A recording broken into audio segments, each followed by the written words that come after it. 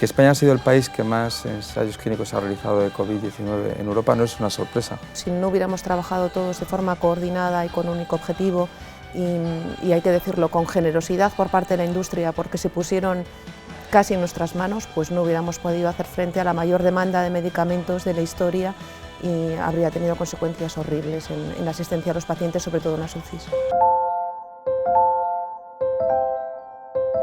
Bienvenidos al debate de medicina responsable. Es el primer debate de un medio de comunicación que nace, un medio de comunicación libre e independiente que lo que pretende, que tiene como objetivo divulgar los temas sanitarios y humanizar la medicina. Hoy nos vamos a ocupar de los medicamentos y nos acompañan dos personas que más que un debate van a tener una conversación, pues se llevan bien personalmente, se conocen, están preparados, trabajan conjuntamente. Vamos a ver cómo se puede trabajar desde la administración y desde la empresa privada, desde la industria y desde la Agencia Española del Medicamento. Nos acompaña la directora de la Agencia Española del Medicamento, María Jesús Lamas. Buenas tardes. Buenas tardes. Y el presidente de Farmaindustria, Juan López Belmonte. Buenas tardes. Buenas tardes. Señora Lamas, lo primero de todo, ¿cómo es la relación de la agencia con la industria y con el mundo de la industria farmacéutica? ¿Cómo trabajan ustedes? Pues yo creo que es la relación correcta, que es de respeto mutuo, proximidad y colaboración.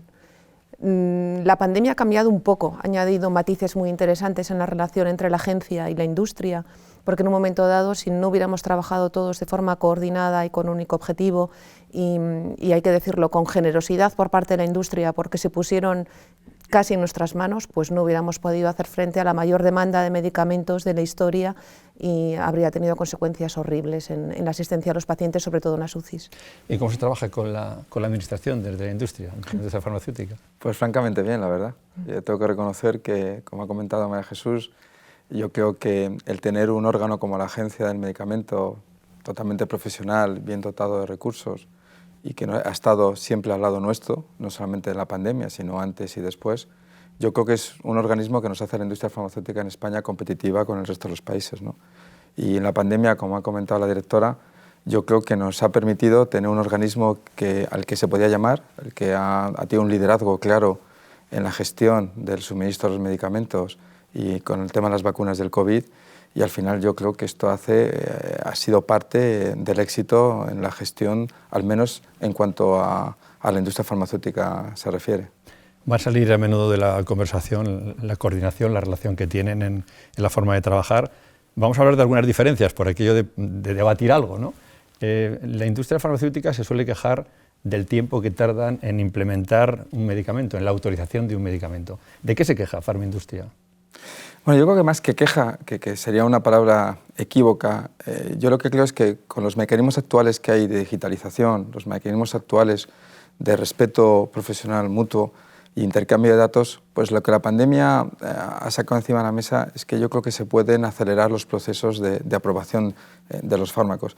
Y no solamente el proceso de aprobación de los fármacos, sino múltiples mecanismos que hay posteriores respecto a los métodos de fabricación, a la cantidad de información que tiene que suministrar la industria farmacéutica y creo que en el futuro, y espero que sea un futuro muy cercano, sobre todo en la transparencia de información que la pandemia pues, ha permitido que haya una confianza mutua entre la industria y diferentes agencias reguladoras, que todos estos procesos se puedan agilizar, en el sentido que las industrias nos permitan ser responsables del trabajo que hagamos y notifiquemos a las agencias información, más que en algunos casos necesitemos la autorización previa para poder realizar ciertos cambios. Por ejemplo, ahora mismo para hacer un cambio de proveedor, un cambio de materia prima o un cambio de vial, pues seguimos con unos procesos de aprobación, unos procesos de validación que probablemente, creo que con la pandemia se ha demostrado que se pueden mejorar, ¿no? O, por ejemplo, la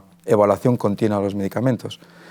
Sí que es cierto que eso supone un cambio de paradigma, probablemente se necesitarán más recursos humanos y técnicos, pero creo que al final lo que tanto las agencias reguladoras como la industria farmacéutica tenemos un fin común, que es que los medicamentos lleguen lo antes posible a los pacientes, que son los que al final es por lo que trabajamos, y que lleguen con toda la seguridad y la eficacia que se necesita, ¿no?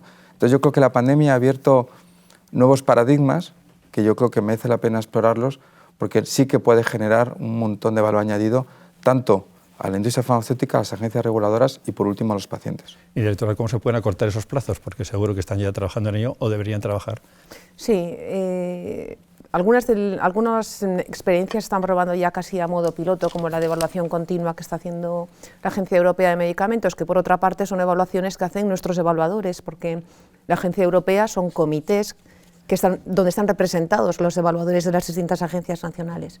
Y este proceso de evaluación continua ha sido muy interesante y ha permitido tener pues, anticuerpos monoclonales, vacunas, antivirales en un tiempo récord, porque al mismo tiempo que se va haciendo los ensayos clínicos y todo el proceso de evaluación, la agencia los va evaluando. Pero supone una exigencia brutal de recursos. Y durante estos 2 últimos años nuestros evaluadores han trabajado sin plazos, sin pausa. Esto claramente no es sostenible. Y por otra parte, los recursos son muy tecnificados y muy cualificados, entonces tampoco es ampliable en un plazo inmediato. Así que sí, hay algunos procedimientos que tienen menos valor, que pueden modificarse y están registrados en la regulación europea, pero también hay un paquete legislativo muy ambicioso en el que estamos trabajando ahora y seguramente llegará a simplificar muchos procesos de los que no tienen valor, y estos que tienen valor, como el de la evaluación continua que se ha aprobado durante la pandemia, habrá que ver cómo se traslada a tiempos normales, porque ni es sostenible con los recursos actuales, ni puedes disponer de expertos con esa cualificación de un día para otro para poder continuar con esta actividad. Pero desde luego hay que saber identificar cuáles son los medicamentos verdaderamente necesarios y críticos. Nuestro objetivo principal es la protección de la salud pública y con esa perspectiva priorizar aquello que requiera procedimientos más ágiles y poner ahí el esfuerzo. Una última cuestión en este punto. Hay un proceso demasiado largo por las comisiones que tiene que ir pasando un medicamento. No se puede hacer una comisión única para cortar esos plazos, y quién tiene parte de culpa o cuál es el que tiene más parte de culpa para que no se llegue ya cuanto antes a que ese proceso sea lo más corto posible. Yo creo que decir la palabra culpa es demasiado. Yo creo que simplemente dentro de un proceso continuo de eficiencia y de mejora, pues es encontrar posibilidades para poder recortar los tiempos, que tampoco son excesivos. La aprobación media de un fármaco en la EMA estamos hablando de 12 meses, es decir, no estamos hablando, es decir, dentro de un periodo de desarrollo de un fármaco que suelen ser 10 años, estamos hablando que es 1/10 lo que es la aprobación, ¿no? Yo creo que es más un proceso de mejora de eficiencia. La innovación farmacéutica está cambiando de una manera también importante, se están yendo a todo tipo de terapias avanzadas en medicina personalizada, donde probablemente pues, tengamos que buscar otros paradigmas donde permitamos que esta innovación llegue lo antes posible a los pacientes, y como ha comentado la directora, pues probablemente habrá que dotar de recursos dentro de lo que sea posible y los presupuestos lo permitan a las agencias reguladoras, y por otro lado otros procedimientos de menor valor donde probablemente las compañías podemos actuar como factor responsable informando, ¿no? Yo creo que no es tanto de culpa, sino yo creo que es de mejoras de eficiencia donde pues, podamos dotar de agilidad y sobre todo, lo que es más importante, asegurarnos que los recursos técnicos que son limitados estén dedicados realmente a los hechos que son más significativos, como es la evaluación continua de los medicamentos. En todo caso, el tiempo que pasa hasta que un medicamento está disponible para ser utilizado se distribuye en distintos sitios, que quizá esa sea la pregunta, ¿no? Hay una parte preautorización donde intervienen las agencias reguladoras, y una vez que está autorizado y se sientan las bases sobre las que se puede utilizar el medicamento después, las condiciones, tienen que incorporarse a cada país. Y aquí hay un tiempo que es distinto entre los distintos países de Europa, porque incorporar un medicamento a la cartera de servicios pues, tiene unas implicaciones en la distribución de los recursos económicos destinados a salud pues, importantes. No es la competencia de la agencia reguladora, pero entiendo que hay matices que explican que en España tenga tiempos distintos a otros países con un potencial económico mucho mayor, por ejemplo. A los pacientes esto es lo que menos les importa, lo que quieren es tener los medicamentos lo antes posible, y en esto somos conscientes, y lo que hay que encontrar es una vía para llegar a un acuerdo rápido y que los medicamentos estén disponibles. Hablando de rapidez, hay que hablar de las vacunas. Ha sido sorprendente, hemos vivido algo que no se había dado nunca, es decir, la colaboración público-privada, y además una vacuna, el tiempo de puesta en escena de 4 a 7 años se ha hecho en menos de un año, a una velocidad impresionante, y eso es fruto, supongo, de la colaboración y de un esfuerzo común. por cierto, que también ha dado una cierta desconfianza. ¿Cómo puede ser que hagan una vacuna tan rápida?, ¿no?, decía la gente, ¿no? ¿Cómo se ha trabajado en este sentido, en algo que nos ha salvado muchísimas vidas en esta pandemia? Hemos tratado de explicarlo varias veces porque hemos hecho un esfuerzo desde la página web de la agencia y desde nuestras redes para comunicarlo, porque éramos conscientes de que iba a surgir esa duda. ¿Cómo es seguro algo que se haya hecho tan rápido? Pero es que es muy fácilmente explicable.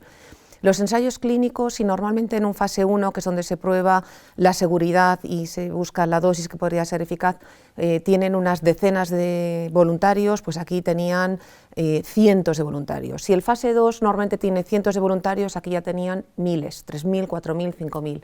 Y el fase 3, si normalmente tiene 3.000 voluntarios, aquí tenían 30.000, 40.000, 50.000 voluntarios. Y además el ensayo clínico estaba muy bien diseñado, porque en todas las vacunas se buscaba como efecto final a medir la infección con sintomatología de cualquier tipo.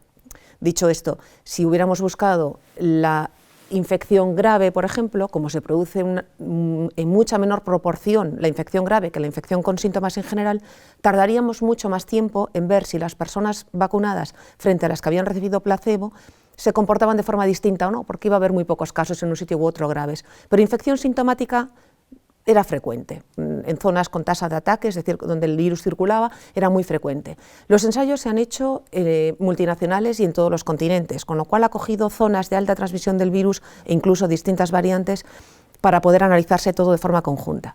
Y esta forma de investigar extensiva y masiva ha sido posible porque estaba muy bien financiada la investigación, y aquí es donde entra la parte pública, o bien desde financiación directa a la investigación, o bien con acuerdos con las compañías de reserva, de compras pre-autorización, donde lo que se está haciendo es ayudar a financiar la fase final de su desarrollo clínico y la fase inicial de su puesta en marcha de la producción para después escalarla rápida, pero ha habido una inversión enorme. Entonces esto es el fruto de la comunidad científica que se puso a investigar al día siguiente de tener la secuencia del virus para encontrar prototipo de la vacuna, de la industria que decidió desarrollar de forma masiva ensayos clínicos, que tiene una complejidad enorme hacer esto en todos los continentes y con estas decenas de miles de voluntarios, y de todos los gobiernos e instituciones públicas que apostaron por financiar eso para que en poco tiempo estuviera disponible. De manera que cuando las agencias lo evaluaron, disponían de mucha más información de la que se dispone de forma normal cuando se evalúa una vacuna que ha llevado 7 años desarrollar. Así que estábamos muy tranquilos con la eficacia y la seguridad en el momento de la autorización. Después sabemos que en seguridad nunca sabes todo lo que un medicamento puede producir. Por eso la farmacovigilancia es tan importante y hay que seguir mirando si aparecen efectos secundarios muy poco frecuentes durante el resto de vida del medicamento. Pero desde luego el momento de autorización se hizo con las mismas garantías o más que en una vacuna normal. ¿Cómo se ha vivido desde Farmaindustria? Pues con el caso de Moderna lo he vivido en casa, vaya. Sí, lo he vivido en casa, efectivamente, pero con satisfacción, porque yo creo que es el mejor ejemplo y se estudiará de colaboración público-privada. Realmente es el nuevo paradigma que deberíamos de poder exportar para otras muchas patologías, ¿no? Yo creo que ahí se han conjugado el deseo de la industria de encontrar una solución y se han puesto todos los medios posibles. Por otro lado, la administración pública ha puesto la financiación y los medios y la interlocución. Lo que ha comentado la directora sobre los ensayos clínicos es muy fácil de explicar, pero es un trabajo realmente muy complejo y muy técnico. Y lo que se consiguió fue una homogeneización de los ensayos clínicos, una capacidad de gestión logística tremenda, porque 30.000 pacientes en 40 países en pleno confinamiento mundial de la pandemia supuso un esfuerzo logístico, administrativo, de seguimiento, de autorizaciones. Yo creo que realmente la pandemia y el desarrollo de la vacuna se estudiará. Pasa que hay que darle un poquito de perspectiva histórica. Necesitaremos unos cuantos años para analizar que realmente lo público y lo privado pueden ir de la mano y que lo público y lo privado, al final, en investigación, es una colaboración necesaria y que cualquier revolución biomédica que podamos desarrollar en el futuro va a partir de estos mimbres, ¿no? Y como ha comentado la directora, yo creo que lo que se ha conseguido es dar a la sociedad una solución donde han participado gobiernos, industria, pacientes, y creo que tenemos que estar todos satisfechos, ¿no? Lo que pasa es que necesitamos una perspectiva histórica de un par de años todavía para ser conscientes de lo que se ha realizado. Yo no quiero perder la oportunidad de preguntar aquí por lo que nos queda. Es decir, nos tendremos que vacunar más. Supongo que se están trabajando en nuevas vacunas, en antivirales. y tenemos todavía una nueva vacuna en marcha en España, que acaban de aprobar la tercera fase de la vacuna española, de la Hipera. ¿Cómo están las cosas en este campo? Porque nos afecta a todos. Todos somos futuros pacientes de las vacunas y de los medicamentos para curar el coronavirus. Yo en este caso siempre, y no es por pasar, yo creo que algo positivo que hemos tenido en España es que ha habido un organismo como la Agencia Española del Medicamento que nos ha dado unas instrucciones muy precisas y ha habido una coherencia de comunicación muy importante, ¿no? En la sociedad al final necesitamos que haya un one shop, por decirlo en un anglicismo, donde realmente nos den la información, ¿no? Y yo creo que en ese sentido, lo que venga después, lo que venga en otoño o en invierno, yo en ese sentido soy un gran soldado, ¿no? Y creo que tenemos que estar un poco esperando que nos diga la Agencia Española del Medicamento. Hasta la fecha ha demostrado una profesionalidad y una diligencia en saber llevar la gestión adecuadamente.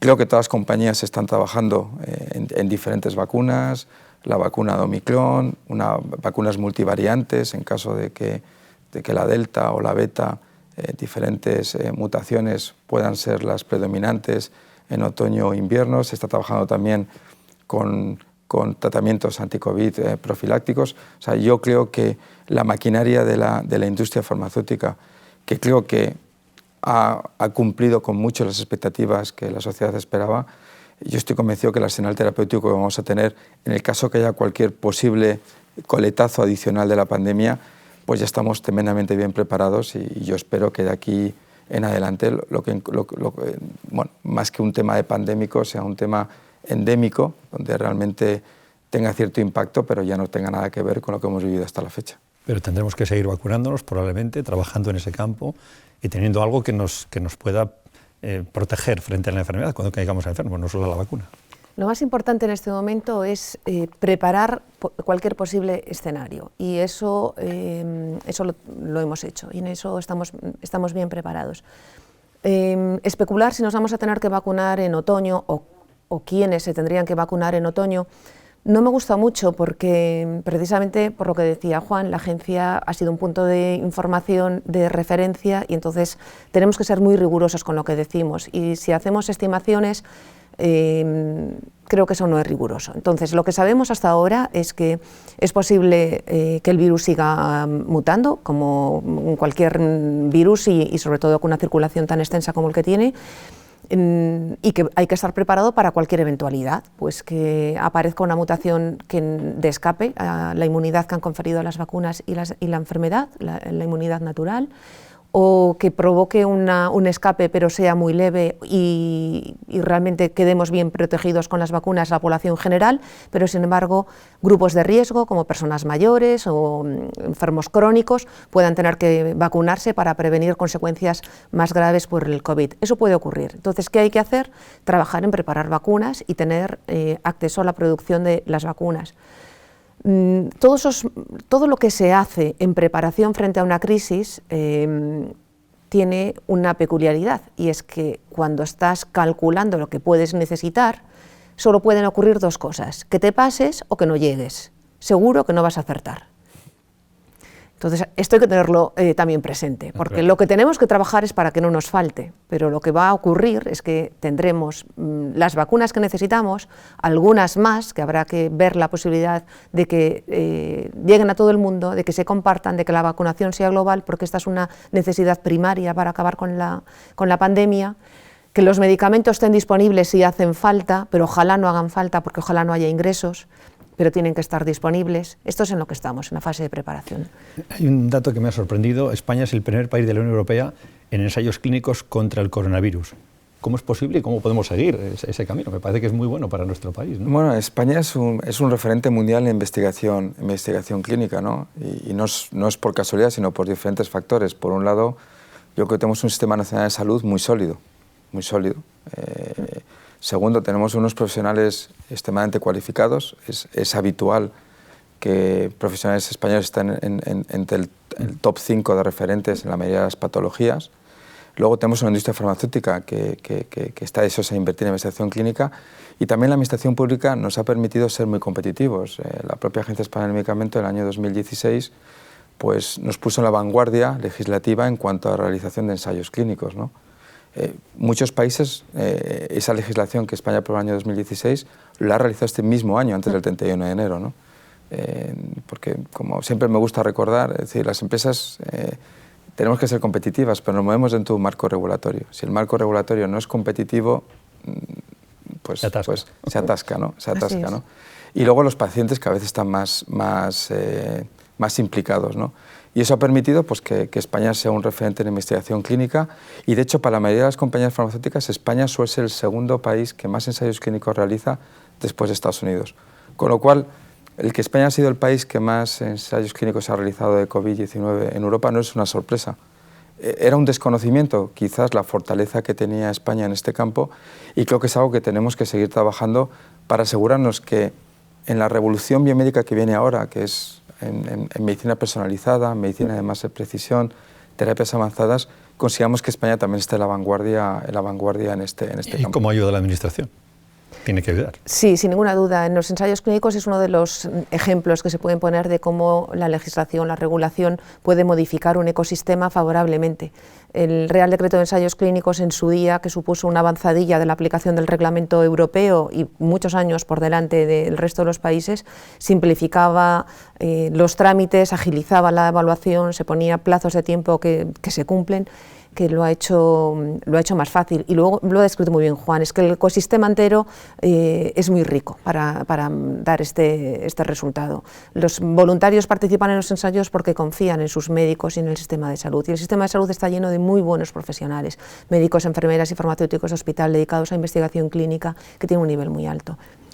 Vamos a hablar ahora de medicamentos concretos, de precios, por ejemplo. Yo siempre tengo la curiosidad, se dice, las farmacéuticas ganan muchísimo dinero. Bueno, ¿quién establece el precio de un medicamento? ¿En base a qué?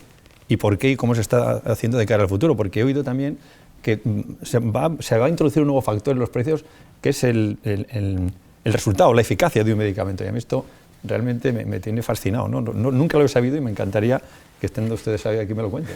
Bueno, el precio de los medicamentos lo marca el Ministerio de Sanidad. Nuestro sector es un sector regulado, donde el precio lo marca pues, una dirección general que es diferente a la Agencia del Medicamento, que depende del Ministerio de Sanidad.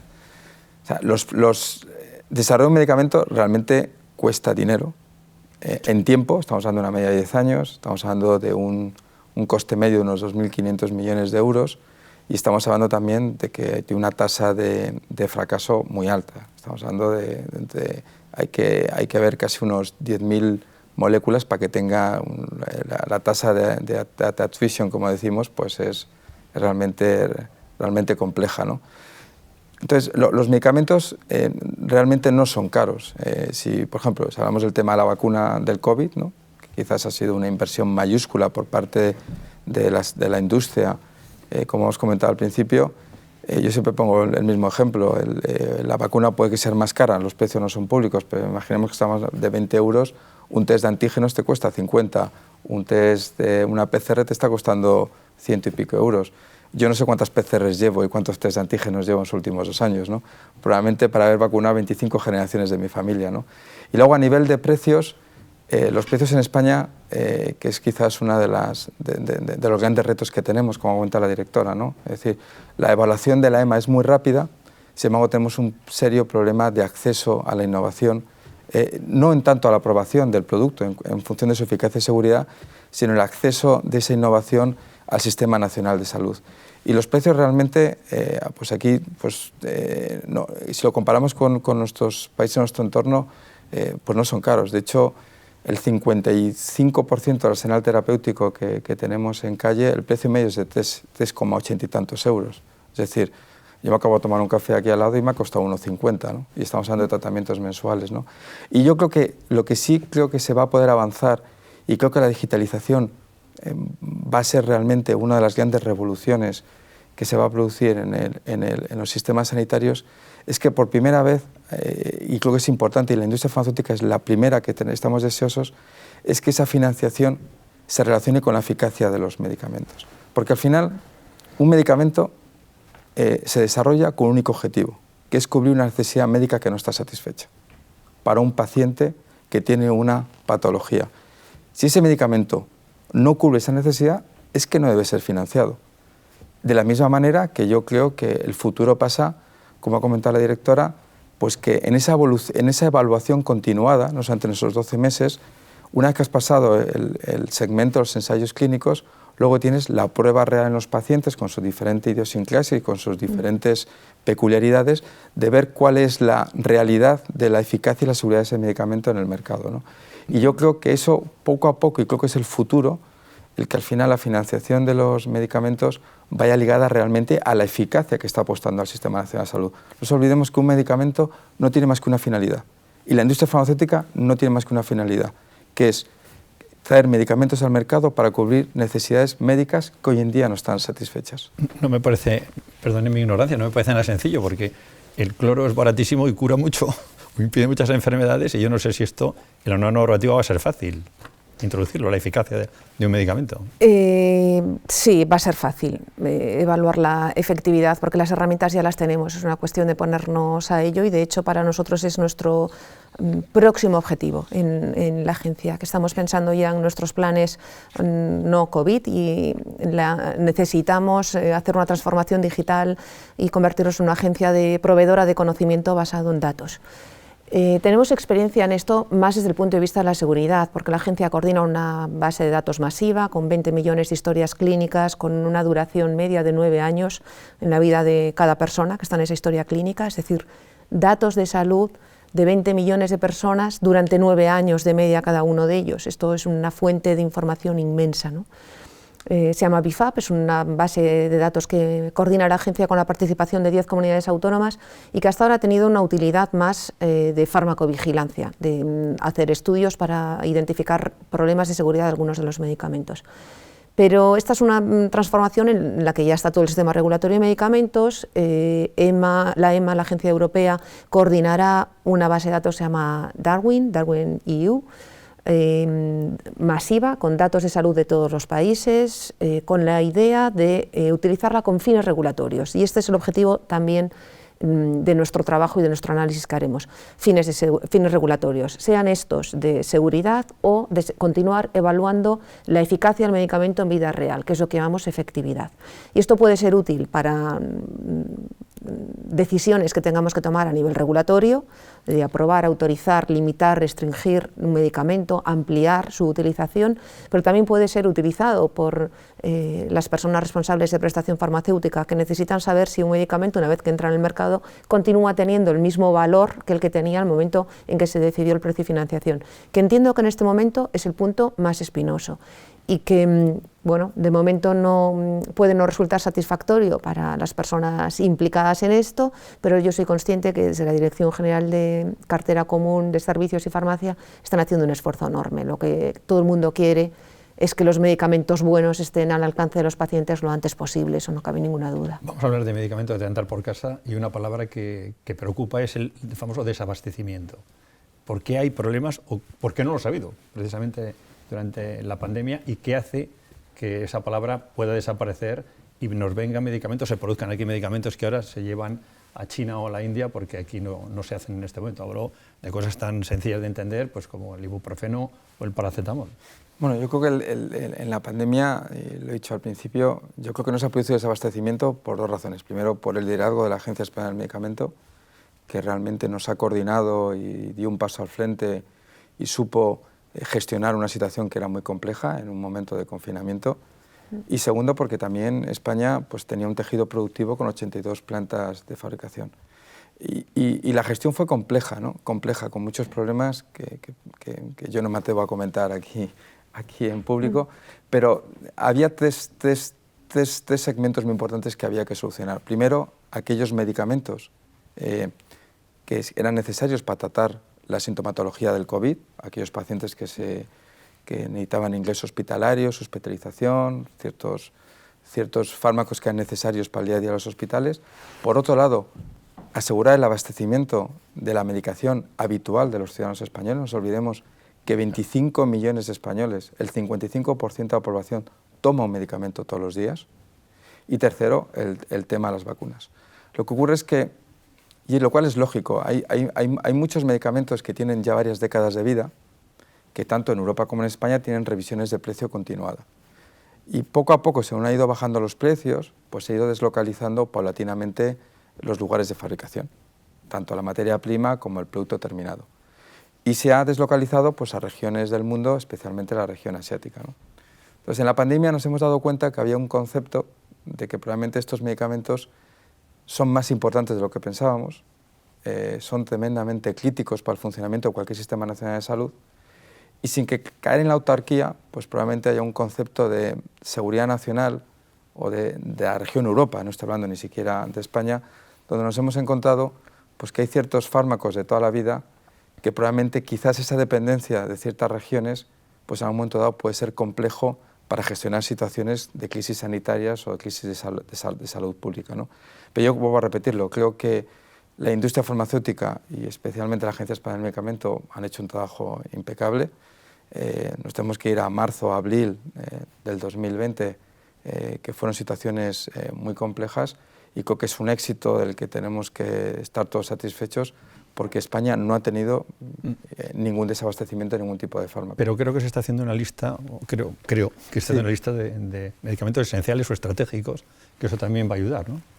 Esa es una de las líneas de trabajo de la Comisión Europea y de toda la estrategia farmacéutica europea después de la pandemia, reforzar las cadenas de suministro y garantizar una autonomía estratégica de la región, porque, como decía Juan, pues hay unas dependencias en algunos productos que son estratégicas y que no podemos permitirnos estas vulnerabilidades en la cadena de suministro.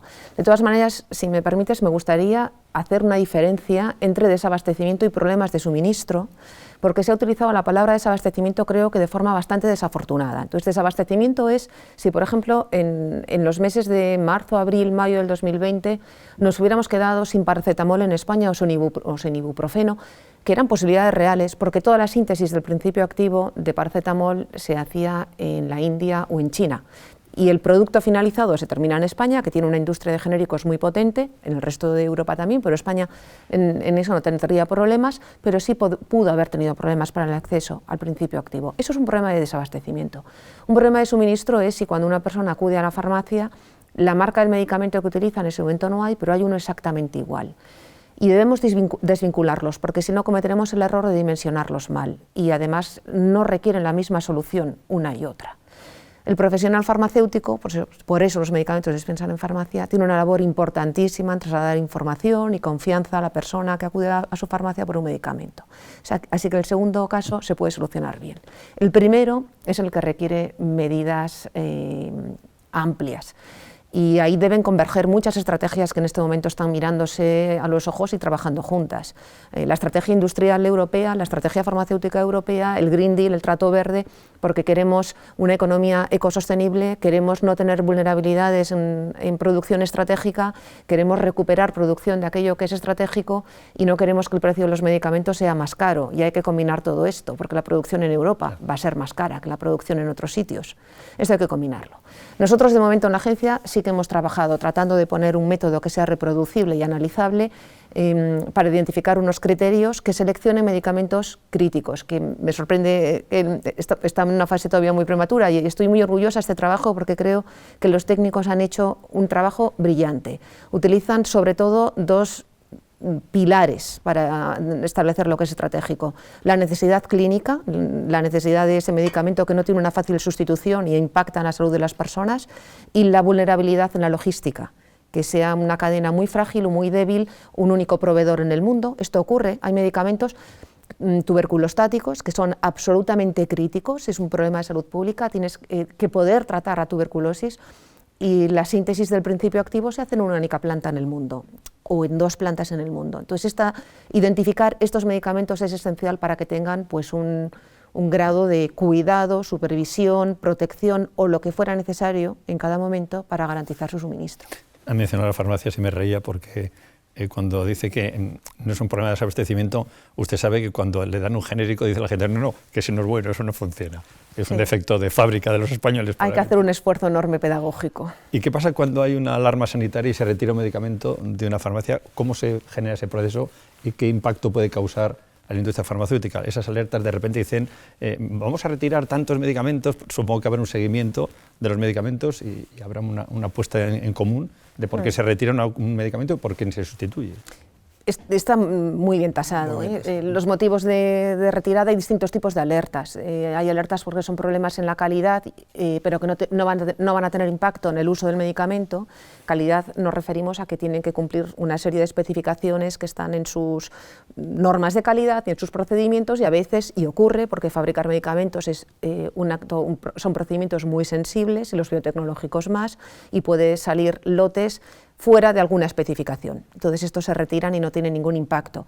O que se haya encontrado algún fallo en la producción que pudiera tener impacto en la salud del paciente, en cuyo caso hay que retirarlo no solo de las farmacias, sino también de las casas de los pacientes. Esto es importante distinguirlo porque, claro, probablemente las noticias que salen de la agencia tienen más eco ahora de la que han tenido nunca, y cuando se hacen eco de retiradas de medicamentos, que era una rutina hasta hace nada, pues es una forma de asegurar que toda la cadena mantiene un nivel de calidad y de estándares muy altos, y estamos retirando cosas que no tienen impacto, que si yo lo tuviera en mi casa me lo tomaría, y hay otras que esas son muy excepcionales, cuando hay que retirar un medicamento y que el paciente no puede seguir tomándolo, que entonces se hacen llamamientos de otro tipo y alertas de otro nivel. Voy a hablar de los medicamentos visados, que parece ser que también la industria no sé, se queja de que es una especie de control. No sé si les gusta que los medicamentos estén visados a ustedes, y no sé si tiene que ser ese el procedimiento.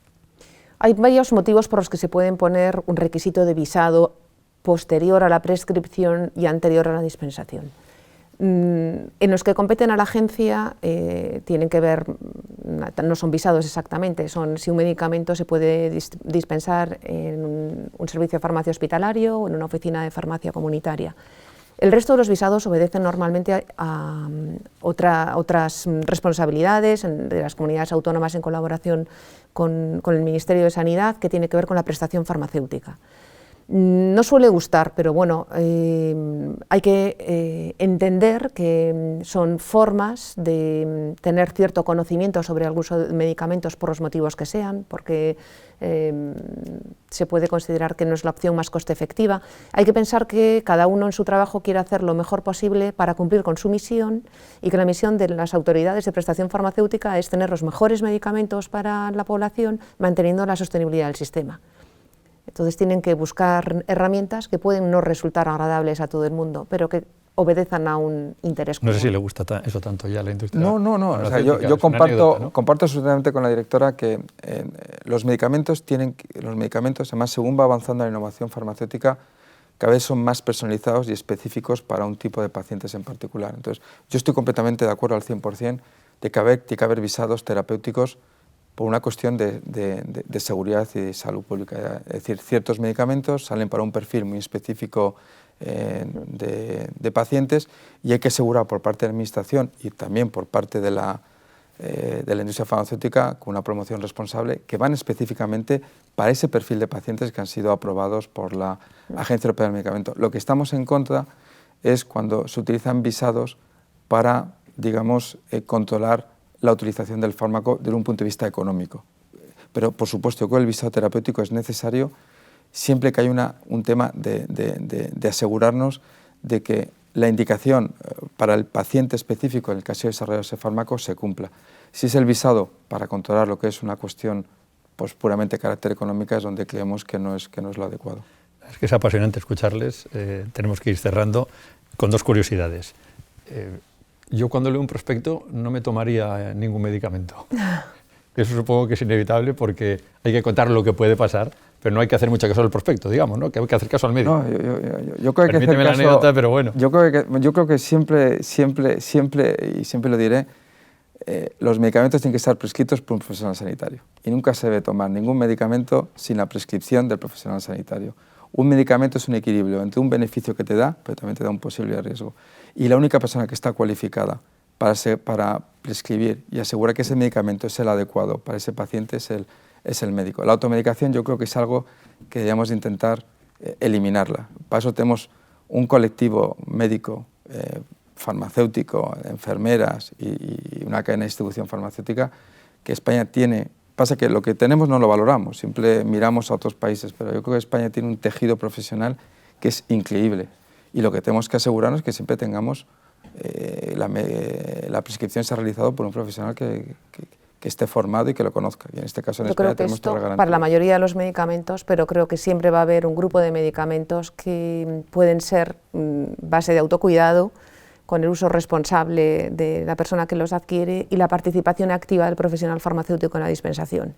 Pero efectivamente, la clave es lo que dice Juan, todo medicamento se autoriza con un balance beneficio-riesgo favorable, lo cual quiere decir que no está exento de riesgos. Entonces, hay que intentar, no sé, que nuestra vida sea saludable, no únicamente confiando en los medicamentos. Los medicamentos vienen a reparar algo que en ese momento no funciona, pero tenemos que extender nuestro autocuidado a muchas más actividades para utilizar los medicamentos solo cuando son estrictamente necesarios. Me hubiera gustado profundizar en esto del autocuidado, en los medicamentos que no tienen receta, que puede ser en la farmacia. Hay un campo enorme, me pasaría horas hablando con ustedes, pero antes de que se vaya la directora me gustaría hablar también de la cosmética. No es inocuo el mundo de la cosmética y por lo menos una pincelada, ¿no? Tenemos que estar también, hay un control sobre los productos cosméticos que pueden dar problemas si no están también controlados, tienen una seguridad y no hay un seguimiento. Efectivamente, también es una de las competencias de la agencia. El nombre de la agencia acaba en medicamentos y productos sanitarios, pero seguiríamos porque también son biocidas, cosméticos y productos de cuidado personal. Tienen regulaciones muy distintas y efectivamente el riesgo de un cosmético no es ni parecido al riesgo del medicamento más inocuo. Por eso no necesitan ser evaluados previo a su autorización. Los cosméticos se ponen en el mercado, pero la industria cosmética está altamente regulada. No se puede utilizar cualquier componente, tiene que utilizarse únicamente componentes autorizados, no puede haber experimentación en animales, tiene que tener unos sistemas de calidad que asegure la producción muy exigentes, auditables.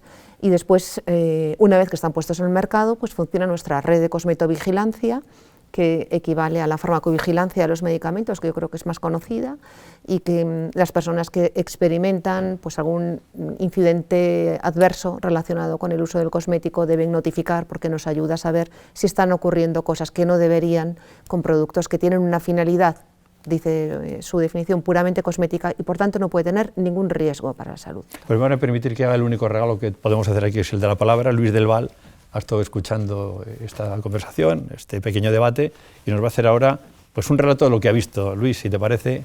El principio del programa me ha llenado de tanta sorpresa como desilusión, porque nuestro presentador ha anunciado que tanto el representante de la industria farmacéutica como la máxima exponente de su vigilancia, la directora de la Agencia Española del Medicamento, se llevan bien y se conocen. Estando en España me ha sorprendido y tratándose de un debate me ha parecido que este iba a ser un partido sin goles. Menos mal que ante esta perspectiva oscura, y me refiero a los trajes oscuros de los caballeros, la chaqueta rosa de doña María Jesús nos proporcionó una esperanza estética que luego no defraudaría. Y no ha defraudado porque la abundante información aportada por ambos nos ha dado un respiro de esperanza. Esa inusitada rapidez en la aparición de las vacunas, que algunos recibieron con sospechas, ha sido sustentada por una buena armonización entre la industria y la administración.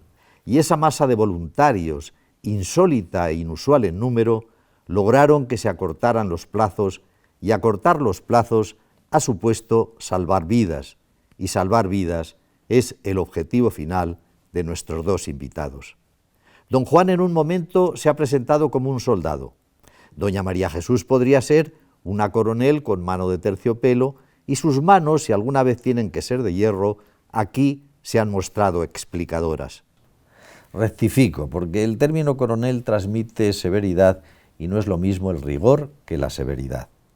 Y doña María Jesús, que observa con el rigor acorde con su trabajo, destapa un carácter risueño que le aporta alegría a la mirada en cuanto sonríe con levedad. Con levedad, alguna vez, mueve el pie don Juan, pero no se observa impaciencia, transmite flema y seguridad de esas personas que parece que ni en los naufragios pierden los nervios. Muchas gracias, Luis, por este regalo. Qué y muchísimas bonito. gracias. Muchas gracias. Bonito. Muchas gracias. La verdad es que Luis del Val borda estos relatos de cómo ve las cosas. Qué privilegio. Esto sí que es online, ¿eh? Sí. Sí, ya lo creo. Muchísimas gracias, María Jesús Lamar, directora de la Agencia Española de Medicamento. Muchísimas gracias, Juan López del Monte, presidente de Farmaindustria y del Laboratorio Rovi. Un placer. Desarrollar un medicamento realmente cuesta dinero. En tiempo, estamos hablando de una media de 10 años, estamos hablando de un coste medio de unos 2.500 millones de euros, y estamos hablando también de una tasa de fracaso muy alta. Esto es el fruto de la comunidad científica que se puso a investigar al día siguiente de tener la secuencia del virus para encontrar prototipo de la vacuna, de la industria que decidió desarrollar de forma masiva ensayos clínicos, que tiene una complejidad enorme hacer esto en todos los continentes y con estas decenas de miles de voluntarios, y de todos los gobiernos e instituciones públicas que apostaron por financiar eso para que en poco tiempo estuviera disponible.